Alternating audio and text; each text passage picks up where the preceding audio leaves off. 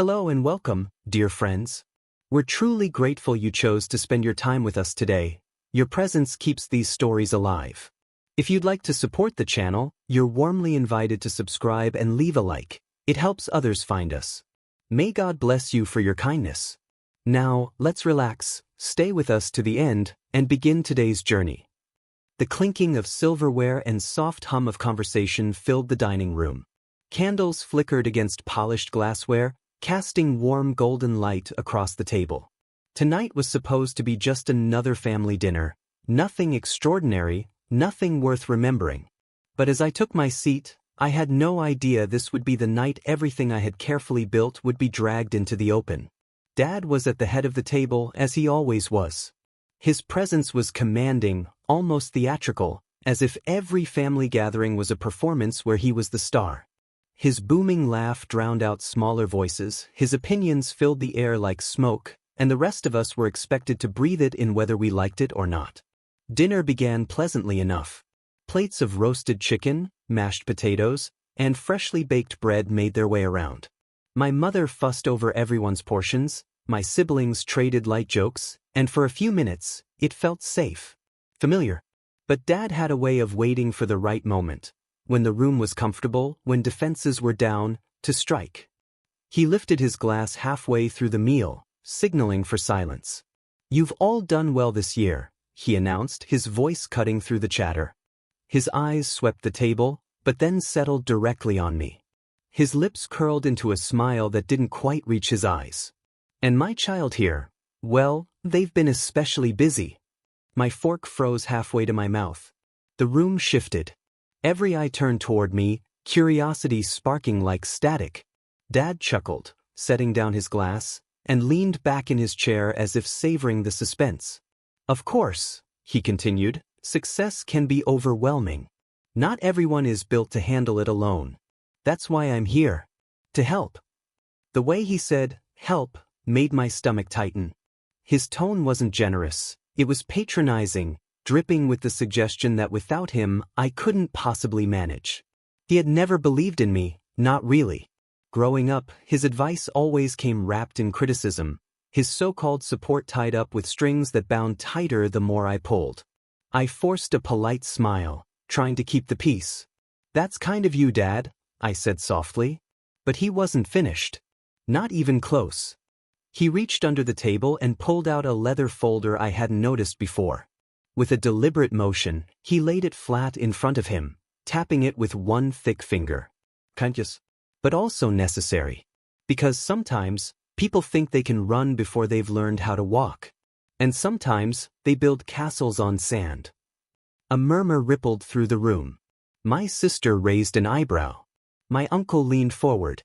My mother shifted uncomfortably, as if she already sensed what was coming. Dad opened the folder, and inside was a neatly stacked pile of papers, documents, spreadsheets, photos. He picked up the first sheet and held it high enough for everyone to see. "This," he said, voice heavy with false amusement, "is what my child has been up to. Quite the little empire." The word hit me like a stone. Empire. He said it with a mocking edge, as though the work I had poured myself into was nothing more than a game. One by one, he spread the documents across the table. Bank statements, property records, business registrations. Photos of me at meetings I hadn't even realized were taken.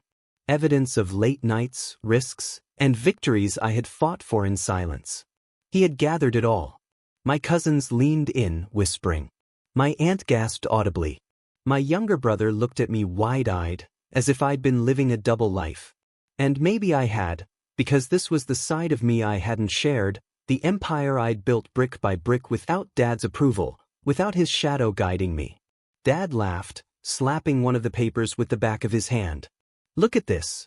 Companies under shell names, investments tucked away, properties bought without a word to anyone. Impressive? Maybe. But reckless. Dangerous, even. Tell me, how long did you think you could keep this hidden?" Heat rose in my face, not from shame, but from fury. He wasn't offering help. He was staging an ambush. This wasn't support, it was exposure. A performance meant to cut me down in front of everyone I loved. I looked around the table. Faces blurred in the glow of the chandelier. Some looked impressed, others confused, but all were watching. Waiting. And Dad? He was smiling as if he'd finally proven what he'd always believed, that I was nothing without him, that whatever I had built would crumble once he decided to reveal it. I picked up my glass, my hand steady despite the storm inside me. You wanted to help, Dad? I said quietly, almost calmly. You just did more than you realize. His smile faltered. Just slightly. And in that moment, I knew dinner wouldn't end with dessert. It would end with flames.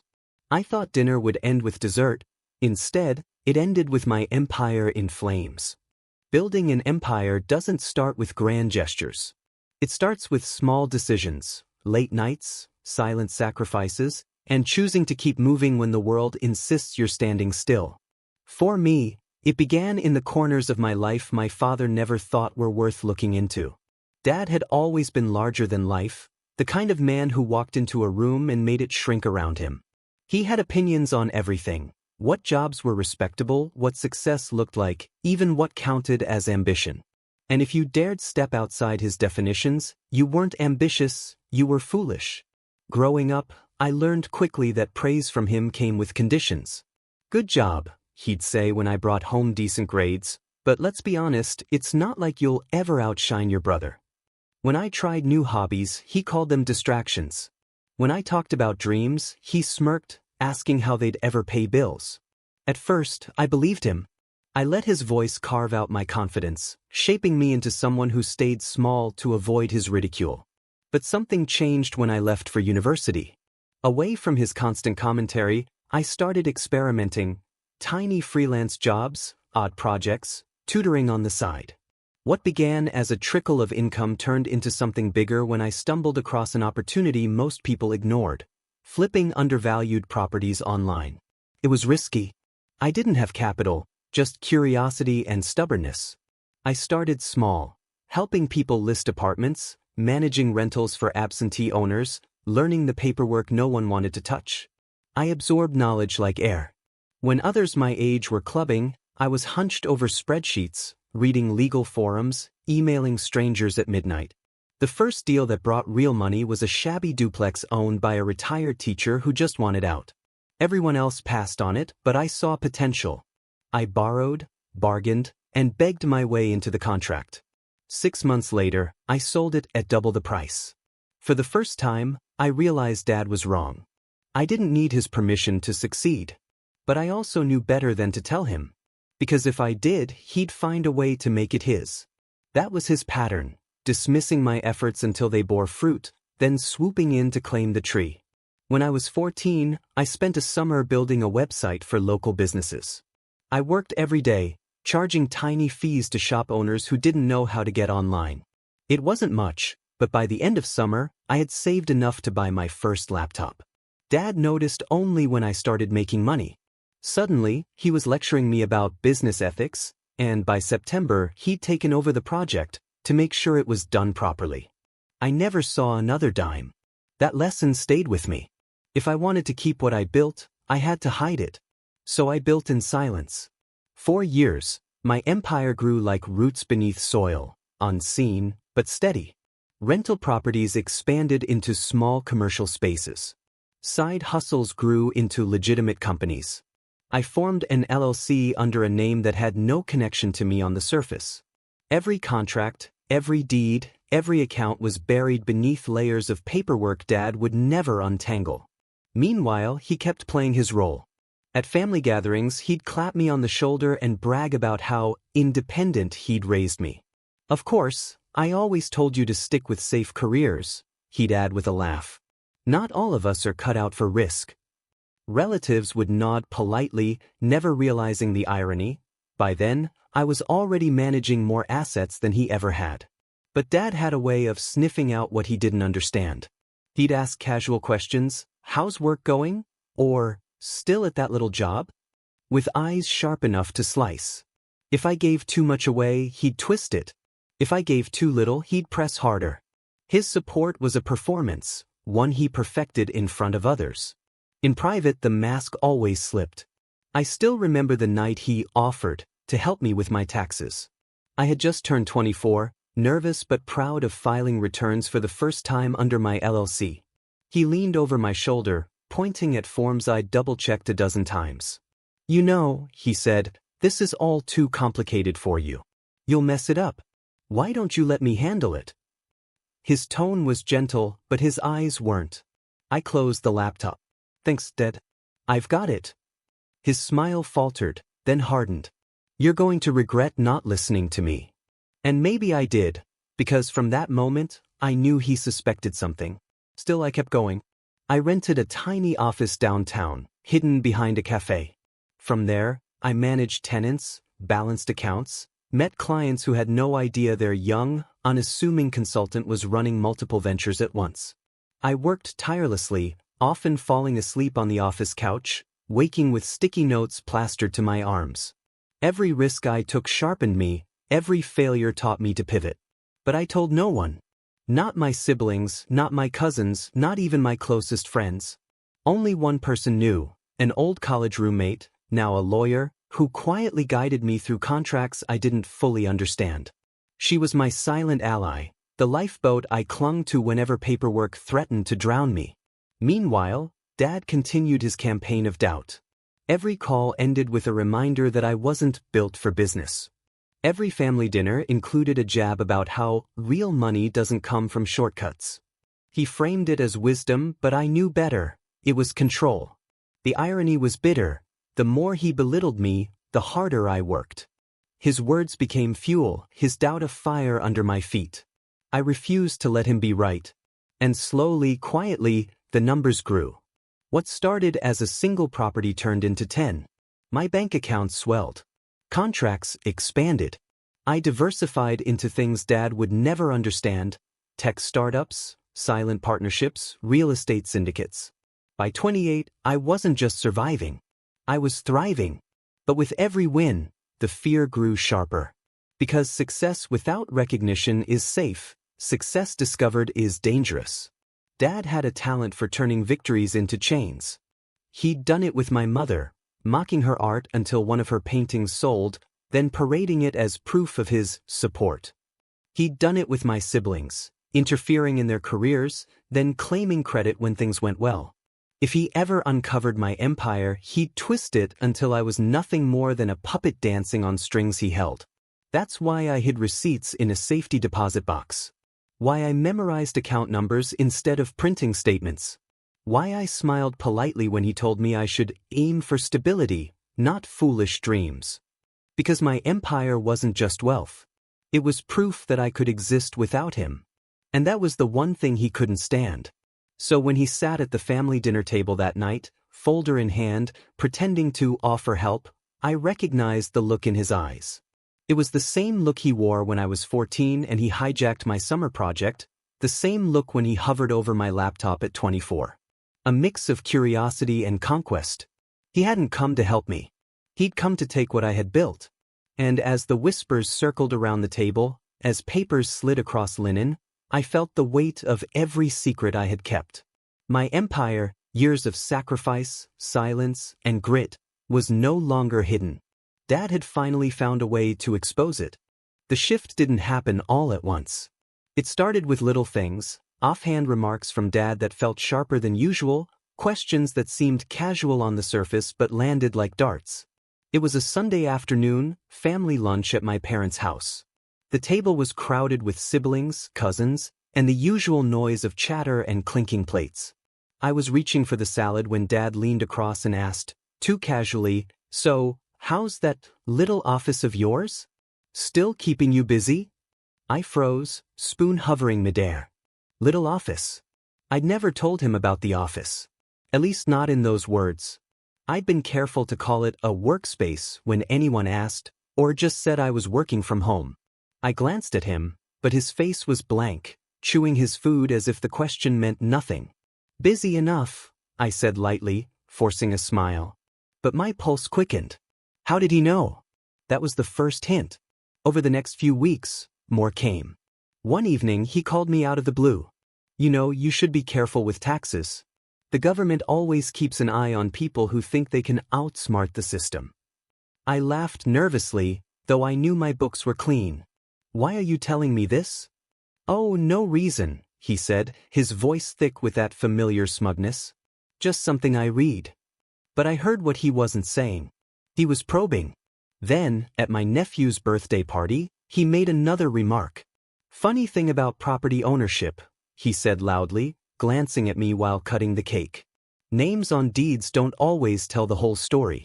Shell companies, LLCs, it's easy to think you're hiding, but nothing stays hidden forever.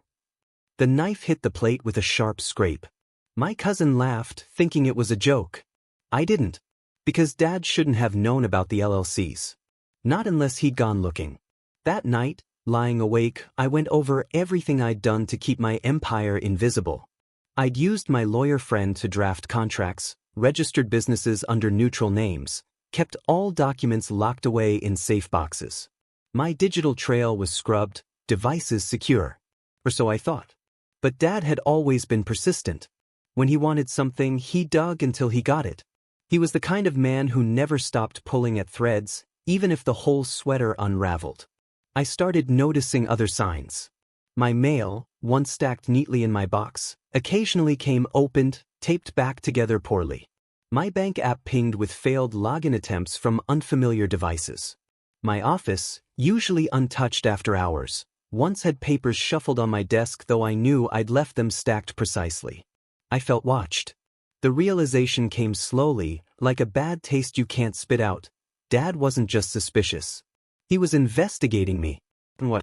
Because deep down, he couldn't stand not being in control. I saw it in the way he looked at me during family dinners, eyes narrowed, lips pursed like he was calculating. He'd throw out little barbs in front of others. Success is funny, isn't it? Some people get lucky and think they're geniuses. Or, it's easy to pretend you're independent until the real test comes.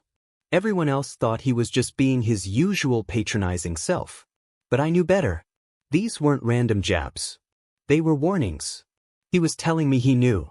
The breaking point came one Friday evening. I came home to find him sitting outside my building, leaning casually against his car. "Dad?" I asked, startled. "What are you doing here?" He smiled thinly. "Just thought I'd stop by. You never invite me in." My stomach nodded. I hadn't invited him because this wasn't a place I wanted him to see. My apartment was modest, yes, but my office, just 3 blocks away, was the real secret. Still, I unlocked the door, trying to act natural. He wandered inside, scanning the shelves, the walls, the mail on my table. "Nice place," he said finally. "But you've been doing better than this, haven't you?" I froze. "What do you mean?" He smirked. "Oh, come on. You think I don't hear things? People talk. Lawyers, bankers, clients, they love to gossip. You've built yourself quite the little empire, haven't you? Properties, businesses, accounts, all under my nose." My throat went dry. He stepped closer, lowering his voice. "You thought you could keep it from me? Your own father. After everything I've done for you." I wanted to scream that he'd done nothing but belittle me, but the words lodged in my chest. He was looming, invading, that familiar mixture of intimidation and false benevolence. "I don't know what you're talking about," I whispered. He chuckled. "Of course you don't. But here's the thing. If you've built something, you'll need help to keep it. Help I can provide. Or," he let the word hang heavy, "someone else might come along and take it from you." It wasn't an offer. It was a threat. That night, I couldn't sleep. His words echoed in my mind.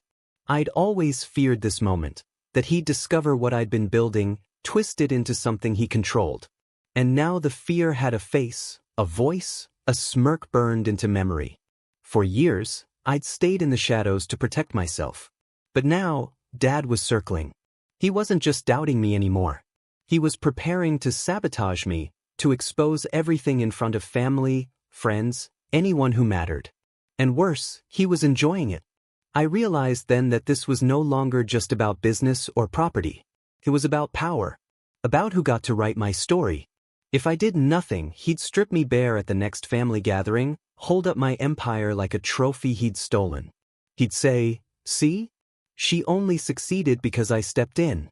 She needed me all along." And everyone would believe him, because that was his talent, turning lies into truth with the weight of his voice. But if I fought back, if I confronted him, I risked losing the secrecy I'd built my safety on. It was the moment everything shifted. The empire I had built in silence was no longer just mine. Dad had discovered it, or enough of it to be dangerous. And now, every interaction with him was a chess match. Every word he spoke was a move. And the only question left was, how far was he willing to go to prove I still lived in his shadow? Secrecy had always been my armor. For years, I wore it like a second skin, smiling politely at family dinners, pretending my days were quiet and uneventful, while in reality I spent sleepless nights signing contracts, touring properties, and running numbers. But after Dad's sudden questions, that armor started to feel thinner. Every conversation became a test. Every word I said felt like it might be used against me. And every silence felt like it left too much space for suspicion. The empire was thriving. My office downtown, small, tucked away above a cafe, was buzzing with activity. New deals were in motion. A warehouse renovation, a restaurant lease, an investment into a small tech startup that my lawyer friend Elena had flagged as promising. On paper, it was all pristine. Layers of LLCs, airtight contracts, clear tax records. But the stronger it grew, the heavier the secret felt. I found myself double-checking locks, shredding documents twice, memorizing passwords like prayers. Even the smallest mistake could give him an opening. One night, after a 12-hour day of negotiations, I sat in the office staring at the city lights. I should have been proud, maybe even celebrating. Instead, all I felt was dread. Dad's voice from that last confrontation echoed in my mind. You'll need help to keep it. Help I can provide. It wasn't an offer. It was a warning. The clues began trickling in slowly, like breadcrumbs on a dark path. At a cousin's wedding, I caught him speaking in hushed tones to Uncle Greg. Their heads leaned close, voices low.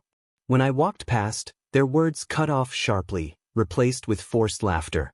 Later, Greg gave me a strange look, part curiosity, part pity. At another gathering, Dad asked, "So, are you still freelancing?" The pause before freelancing was too long, too deliberate. Like he was baiting me. Even Mom got drawn in, though she didn't realize it. One evening she called me, sounding puzzled. "Your father asked if you'd been talking to any real estate agents lately." Why would he ask that? I froze. "What did you say?" I told him I had no idea. Because I don't. Should I know? I forced a laugh. No. Just one of his random questions.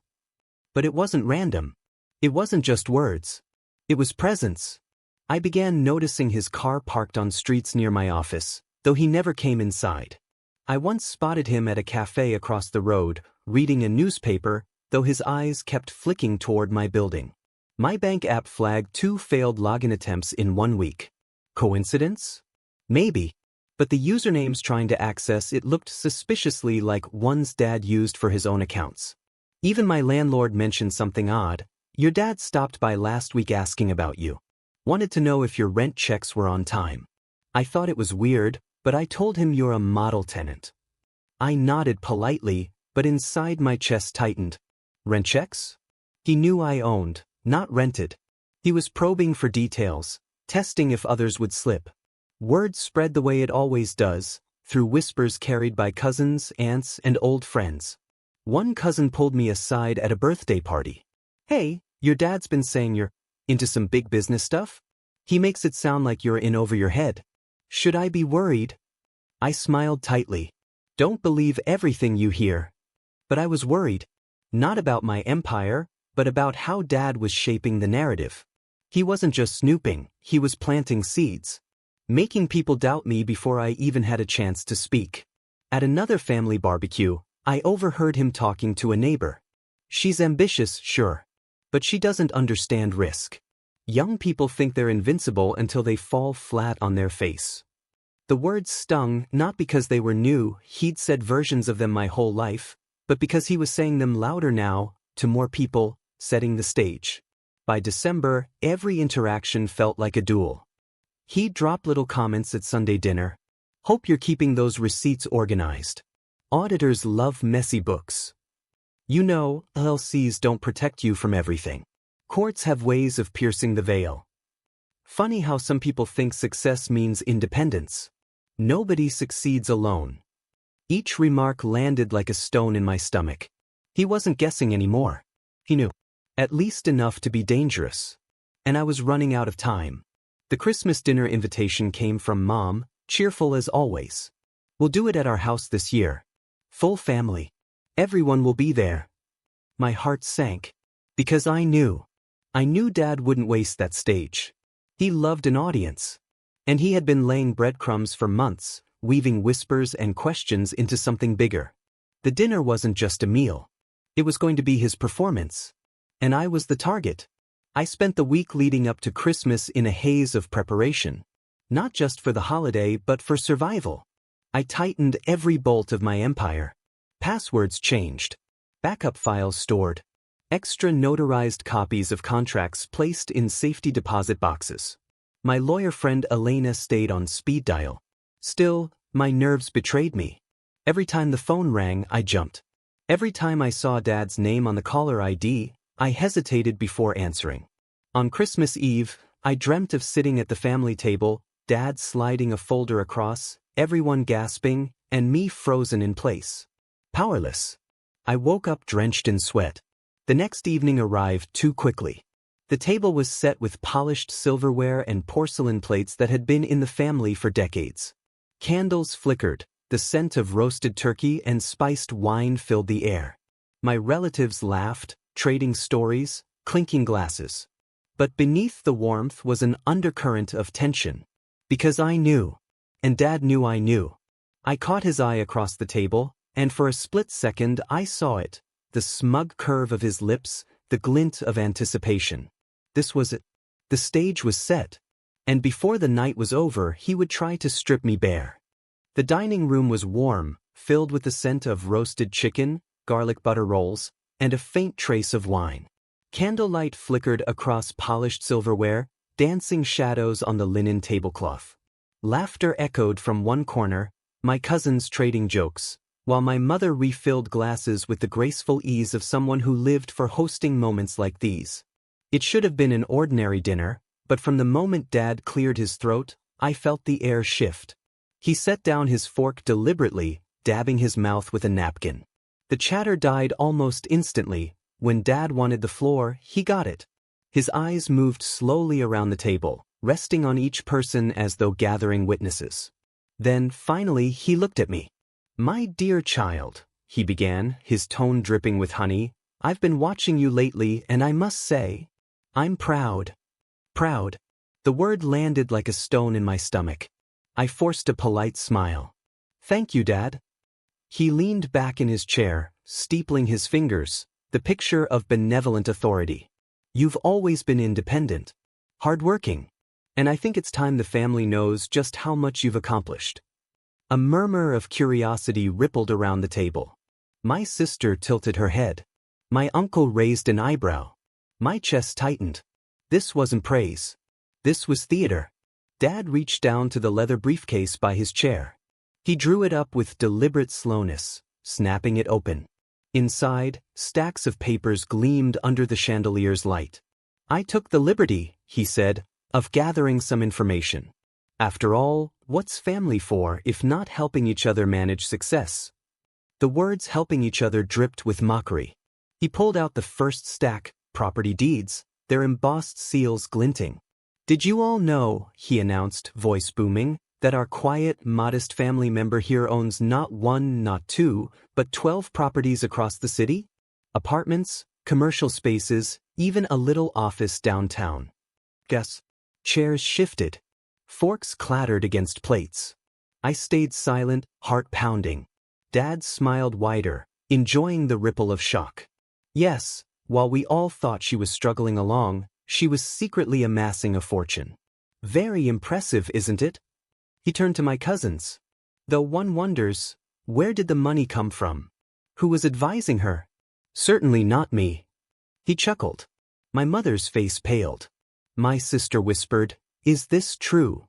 Dad wasn't finished. He pulled out another set of documents. Bank statements this time, rows of numbers neatly highlighted. Accounts under different names. Transfers. Clever. Almost as though she didn't want anyone to know.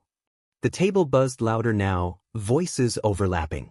My uncle muttered something about secret dealings.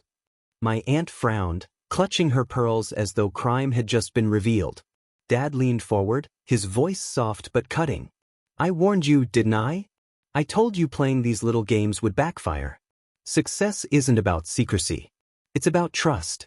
And if you can't be transparent with your family, what does that say about you? All eyes turned to me. Heat rose up my neck, but I kept my hands steady on the table. He wanted me humiliated. He wanted me small, shrinking under the weight of exposure. But I wasn't 14 anymore, watching him hijack my summer project. I wasn't 24, clutching my laptop while he mocked my taxes. I was the architect of an empire he could never touch. I drew in a breath. Are you finished? The room went silent. Dad blinked, thrown off by my calmness. I'm just getting started. He reached for another folder. Inheritance papers from your grandmother.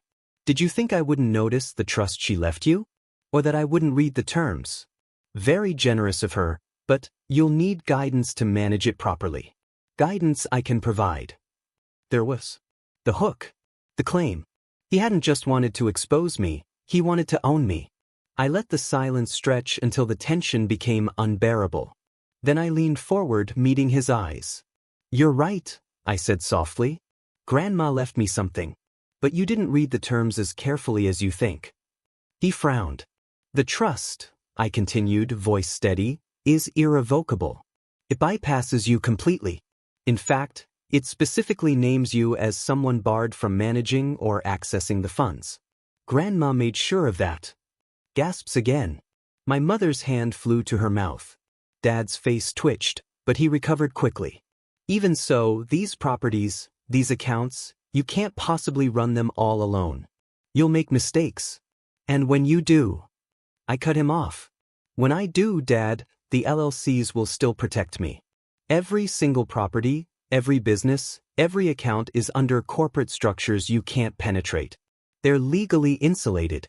Even if you tried to interfere, you'd be fighting paperwork thicker than your ego.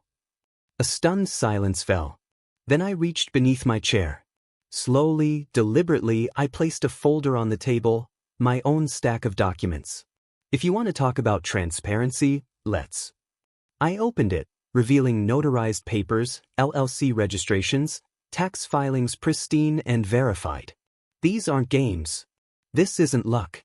I built it, legally, cleanly, without a cent from you. I flipped to another page, emails from attorneys, stamped contracts, partnership agreements. Every move documented. Every penny accounted for. Not one corner cut. I looked around the table, meeting each pair of eyes. The only secret I kept was from him, because I knew the moment he found out, he'd try to take it. Murmurs rippled. My sister's eyes welled with tears. My uncle nodded slowly, as though connecting dots he hadn't seen before. Dad's jaw clenched. His mask of benevolence was slipping. Ungrateful, he spat. After everything I've done for you. After everything you've done to me, I corrected sharply. Every insult, every dismissal, every time you told me I wasn't enough. You didn't build this. You tried to break it. And when you couldn't, you decided to claim it. His face reddened. You think this makes you strong? This charade. I leaned closer, my voice low but sharp as glass. This makes me free. For a long moment, no one moved. The only sound was the faint ticking of the grandfather clock in the hall. Then I delivered the final blow. Do you want to know why you'll never control my empire? I asked. Because it doesn't depend on you. It never did. Grandma knew it. My lawyers know it. And deep down, you know it too. The only person who ever doubted me was you. The words hung in the air like a verdict. Dad sank back into his chair, eyes wild, hands trembling slightly. The family watched, stunned, as the mighty patriarch, so sure of his dominance, was stripped bare. I sat tall, calm, my documents still spread across the table like a shield. I thought dinner would end with dessert, I said finally, my voice steady. Instead, it ended with my empire in flames, or at least that's what you wanted. But what you didn't realize, Dad, is that I was the fire all along. The room erupted. The silence after my final words stretched, thick and heavy. It was the kind of silence that feels like judgment, like a verdict has already been reached. My father sat rigid in his chair, hands clenched so tightly around his napkin that it tore down the middle. His face was flushed, but his eyes darted nervously as though searching for a way out, for someone, anyone, to step in and rescue him. But no one moved. Instead, my mother's voice broke the quiet. Soft, trembling, but steady enough to cut through. "I cannot believe you," she whispered, staring at him. "Your own child, and this is what you do? You try to destroy them in front of all of us." Dad shifted uncomfortably. "I wasn't destroying anything, I was protecting. You don't understand the risks, the mistakes." "No," my sister interrupted, her voice sharp. "You don't get to spin this anymore. We all heard you.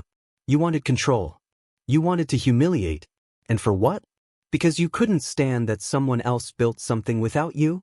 The table erupted in murmurs, cousins exchanging glances, my uncle muttering, "Unbelievable," my aunt shaking her head. One by one, the faces I had grown up around turned away from my father and turned toward me. I felt their eyes, but not with the usual pity or skepticism. This time there was respect, a recognition I had longed for but never demanded. Dad slammed his palm against the table. "Enough. You're all being manipulated. Don't you see? This empire of hers, this secrecy, it's dangerous. She's reckless, she doesn't know what she's doing." I leaned forward, my voice calm. "If I didn't know what I was doing, none of this would exist. You've called me foolish for years, Dad, but tell me, who's sitting here with the deeds, the contracts, the empire? And who's scrambling for excuses?" His face drained of color. For the first time in my life, I saw him as small. My mother shook her head. "I am ashamed," she said simply. "Ashamed of what you've become." Dad opened his mouth to retort, but the weight of the room pressed against him. No one supported him. Not this time. His authority, the thing he had relied on for decades, had evaporated. Finally, he pushed back from the table, the chair legs screeching against the floor. "You'll regret this," he muttered, eyes flicking between me and the family that had just condemned him. "We'll see. You all will." He grabbed his briefcase, stuffed the scattered documents back inside, and stormed out. The front door slammed, the echo rattling through the house like the closing of a chapter.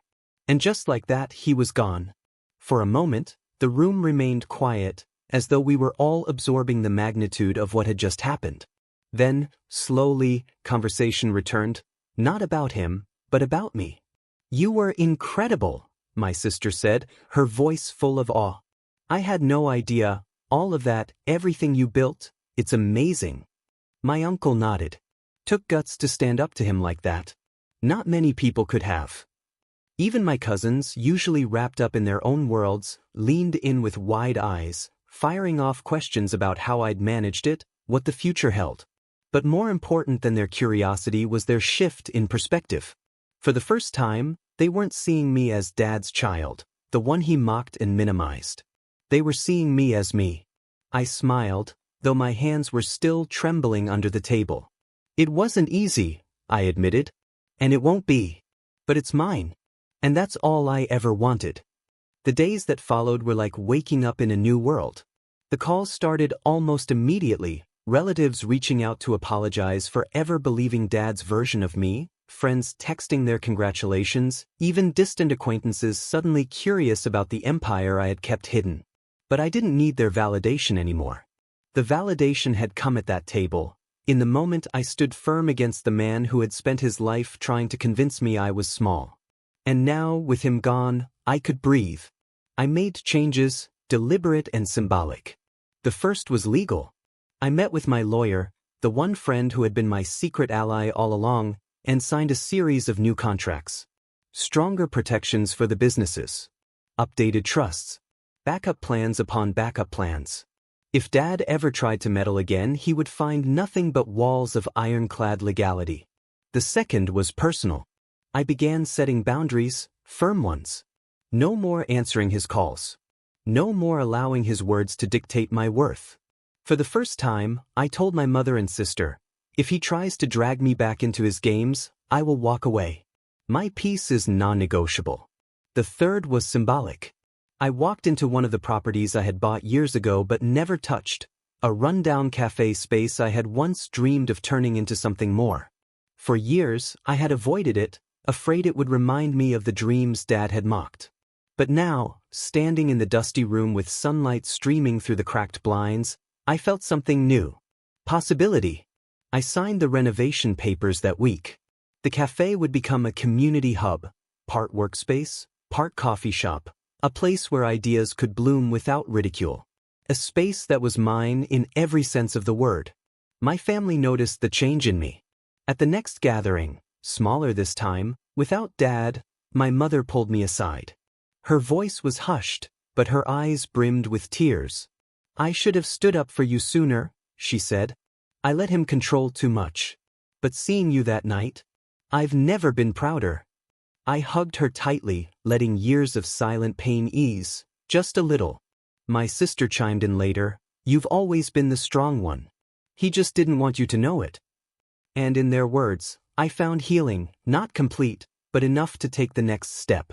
One evening, weeks later, I sat in my office reviewing contracts. The city lights glittered through the window, reflecting off the glass tabletop. On the desk sat a fresh document, bold at the top, acquisition agreement. It was a deal that would double my holdings, a leap forward into a future I once thought impossible. I picked up my pen, paused for a moment, and signed. The ink dried quickly, crisp against the paper. And with that signature, I felt the last thread of Dad's shadow fall away. This was my rebirth. Not just as someone who had built an empire. Not just as someone who had faced down a manipulator. But as someone who finally believed they deserved it. That night, I walked home through the city, the air cool and clean. For the first time in years, I wasn't rehearsing Dad's criticisms in my head, wasn't bracing for his next jab. I was free. And though he had tried to expose me, tried to strip me bare in front of the family, he had failed. Because in the process, he had revealed something he never intended, my strength. I had stood in the fire and come out whole. And as the lights of the city stretched before me, I realized something profound. My empire wasn't just buildings and contracts. It was me. My favorite moment in this story was when Dad finally realized I wasn't the helpless child he always believed I was. In that instant, all the years of doubt and belittlement collapsed, and strength took its place. But I'd love to know about you. What part of this story struck you the most? Was it the moment the documents hit the table? The silence that followed? Or maybe the way the family stood up against betrayal? Share your thoughts in the comments below. We read every single one, and it's your voices that make these stories come alive. Before we close, I just want to pause and say, thank you. Truly. Thank you so much for watching and staying with us until the very end. Your time means more than words can express, and we feel genuinely blessed to share these journeys with you. If this story spoke to you, if it reminded you of your own strength, or gave you hope for facing life's challenges, we'd be so grateful if you'd consider supporting the channel. You can tap the like button, subscribe if you haven't already, or even share this video with someone who might need encouragement today. Every little action helps us keep telling these stories of resilience, justice, and truth. And from the bottom of our hearts, we believe God will bless you richly for standing with us. What's most powerful about stories like this is that they don't just entertain, they remind us of something deeper, that even when betrayal stings, even when doubt surrounds us, there's always a way to rise. Sometimes that rise looks quiet, like signing a new deal in the shadows. Sometimes it's loud, like standing tall at a family table. But it always begins with the courage to believe in yourself, even when no one else does. So, as you step back into your own day, carry this with you. Strength can be quiet, steady, and patient. It doesn't need applause to be real. And when the right moment comes, it speaks louder than any doubt ever could. And remember, this isn't the last story. Another powerful one is already on its way. Stay connected with us, because each story carries its own lesson, its own spark of truth, and its own reminder that resilience always has the final word. From all of us here, thank you for being part of this community. Take care, stay strong, and we'll see you in the next story.